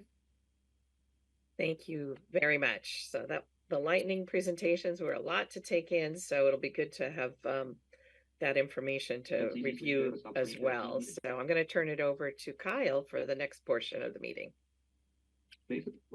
Yes, and thank you, Kim, and thank you, FCC staff. We had hoped to provide updates from our various working groups on the Disability Advisory Committee at this time, but unfortunately, we were so engaged with some of the earlier dialogues, we're not going to have time for that. Rest assured, the working groups have been actively at work, and we will have their actual recommendations because there were no recommendations to present today, but we will have those in the fall at our fall meeting. So with that, I'd like to remind you that for those of you who are watching the live stream, if you have questions, there's still a little bit of time to raise them. And the way to do that is to email livequestions@fcc.gov. That's live questions, livequestions, @fcc.gov. And with that, I will turn it over to Josh Mendelsohn, who will handle the public participation portion.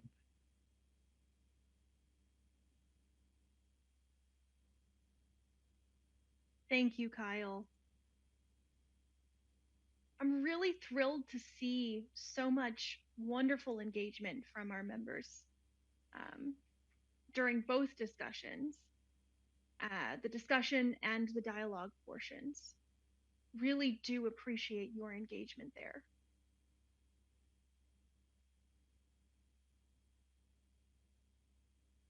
Give me one moment. I need to review whatever live questions we've received.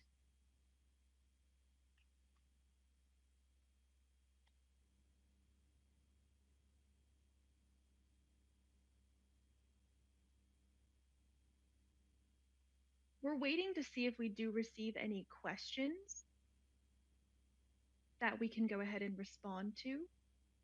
At this point, we have not.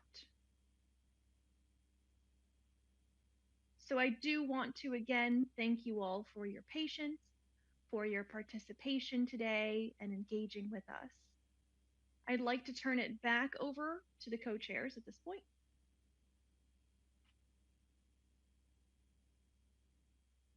Great, thanks, Josh. I will just close out by saying that it's always my pleasure to work with this group. As you know, or you should know, the FCC's disability community and the work of the FCC overall is very helpful in terms of supplementing the conversations that we have between industry and advocates for the accessibility community. So I can't say how proud I am to be a co-chair with my illustrious colleague, Kim Charlson. And I'll turn it over to her for her closing remarks. Thank you, Kyle. And again, thank you to everyone for your engagement and participation today. And just as a reminder that our next Disability Advisory Committee meeting will be in person on Friday, October 18th, 2024. And obviously there'll be more details surrounding logistics to follow in the summer as well, and other communications from the FCC staff. So again, thank you. And this meeting is now adjourned. From Love News Matter to everyone, thank everyone.